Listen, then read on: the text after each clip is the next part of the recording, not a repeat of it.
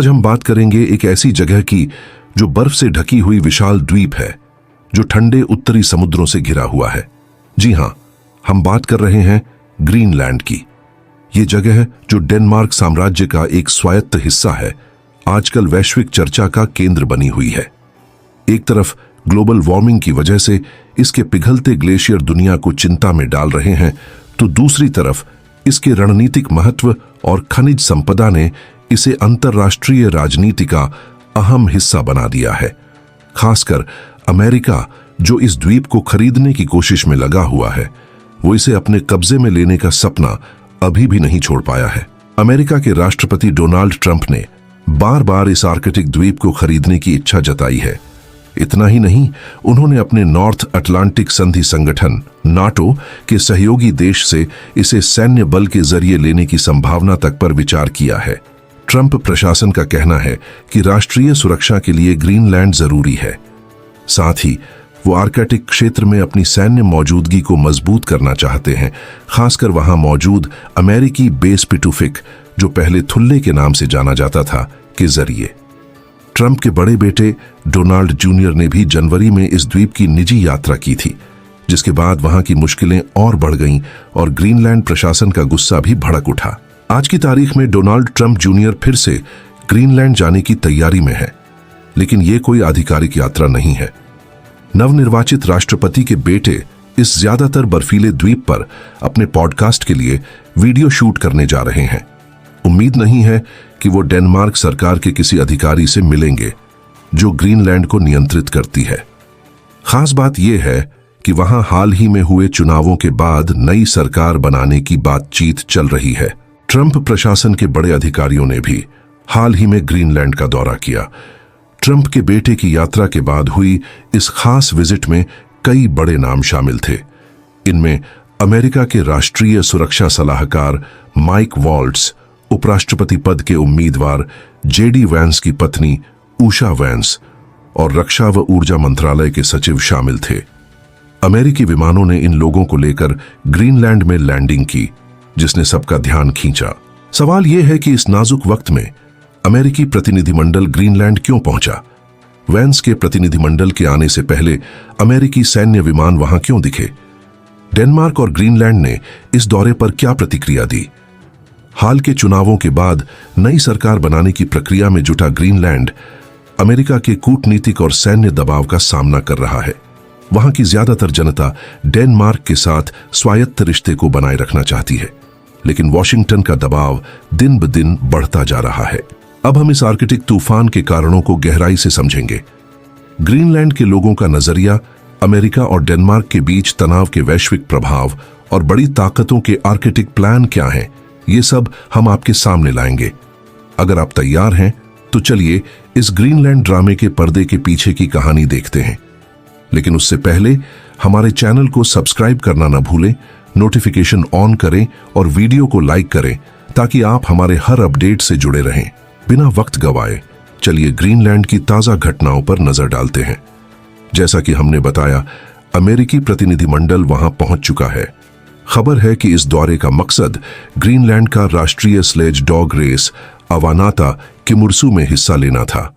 Usha vents की यात्रा पहले से तय थी, लेकिन मीडिया सूत्रों ने पुष्टि की है कि माइक वॉल्ट्स और ऊर्जा मंत्री क्रिस राइट वहां के अमेरिकी सैन्य बेस पिटुफिक स्पेसपोर्ट का दौरा करेंगे। इससे द्वीप पर चिंताएं और बढ़ गई हैं। चिंता तब और बढ़ी जब अमेरिकी उपराष्ट्रपति जे.डी. वैंस ने इस दौरे से पहले कुछ बयान दिए। वैंस ने कहा कि डेनमार्क, जो ग्रीनलैंड को नियंत्रित करता है, अपना काम ठीक से नहीं कर रहा और एक अच्छा सहयोगी नहीं है। वैंस ने जोर देकर कहा कि अगर ग्रीनलैंड में क्षेत्रीय हितों को बढ़ाने की जरूरत पड़ी तो राष्ट्रपति ट्रंप इसे अपना मिशन बना लेंगे। उनके मुताबिक ट्रंप को यूरोपीय आलोचनाओं की कोई परवाह नहीं है। वैंस के इन हैरान करने वाले बयानों के बाद ग्रीनलैंड में सैन्य गतिविधियां देखी गईं। वहां के मीडिया ने अमेरिकी प्रतिनिधिमंडल के विमानों के वीडियो दिखाए। ग्रीनलैंड की न्यूज एजेंसी ने राजधानी नूक में रनवे पर खड़े 2 अमेरिकी हरक्यूलिस सैन्य विमानों की तस्वीरें जारी की, जो बाद में वहां से चले गए। वैंस के दौरे से पहले सैन्य विमानों का दिखना और ये सारी घटनाएं ग्रीनलैंड और डेनमार्क की ओर से गंभीर प्रतिक्रिया का कारण बनी। डेनमार्क ने द्वीप पर सख्त सुरक्षा इंतजाम की। इस दौरे से पहले ही डेनमार्क ने घोषणा की थी कि वो ग्रीनलैंड में सुरक्षा बढ़ाएगा। डेनिश नेशनल पुलिस के प्रवक्ता ने बताया कि उषा वैंस की यात्रा से पहले अतिरिक्त पुलिसकर्मी और खोजी कुत्तों को वहां भेजा गया।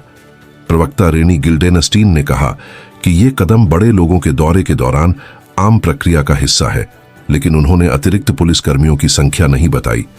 फिर भी जानकारी से पता चला कि यह संख्या काफी ज्यादा थी। सुरक्षा के साथ साथ डेनमार्क और ग्रीनलैंड की प्रतिक्रियाएं कूटनीतिक स्तर पर भी जारी रहीं।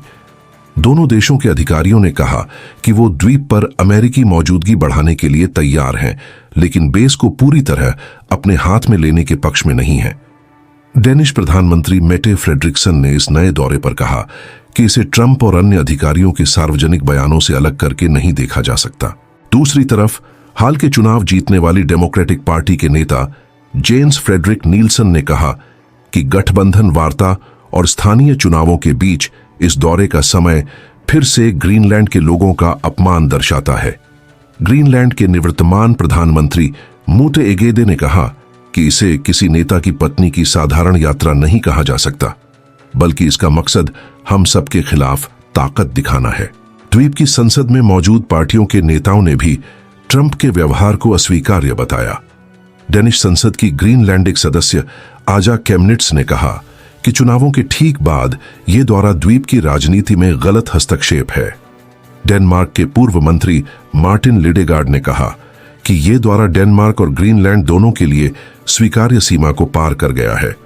अब दोनों को मिलकर कदम उठाना जरूरी है। ट्रंप और अमेरिकी अधिकारियों ने ग्रीनलैंड के चुनाव परिणामों की तारीफ की और स्वतंत्रता समर्थक पार्टियों की जीत को अमेरिकीकरण की चाहत से जोड़ा।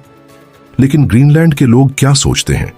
हाल के एक सर्वे से पता चला कि सिर्फ 6% लोग अमेरिका से जुड़ना चाहते हैं, जबकि 85% इसके खिलाफ हैं। यानी द्वीप पूरी तरह विरोध में है। तो फिर इतने विरोध के बावजूद अमेरिका ग्रीनलैंड पर क्यों अड़ा हुआ है?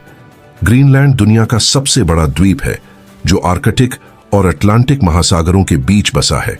इसकी रणनीतिक स्थिति इसे आर्कटिक क्षेत्र में बढ़ती प्रतिस्पर्धा का केंद्र बनाती है। ये रूस और चीन के भविष्य के हमलों को रोकने का भी एक मजबूत ठिकाना है। खासकर चीन की आर्कटिक में बर्फ तोड़ने वाले जहाजों की मौजूदगी से ग्रीनलैंड की सुरक्षा अमेरिका के लिए बड़ी प्राथमिकता है। अमेरिका की दिलचस्पी का एक और कारण सैन्य है। 1950 के दशक में अमेरिका ने थुले एयरफोर्स बेस बनाया था, जो आर्कटिक सर्कल से 750 मील उत्तर में है। 2020 में इसे अमेरिकी स्पेस फोर्स को सौंपा गया और 2023 में इसका नाम पिटुफिक स्पेस पोर्ट रखा गया। ये बेस मिसाइल चेतावनी, रक्षा, अंतरिक्ष निगरानी और वैज्ञानिक शोध के लिए अहम है। ये चीन, रूस और उत्तर कोरिया से आने वाली मिसाइलों के खिलाफ ढाल का काम करता है। यही वजह है कि ट्रंप इसे चाहते हैं।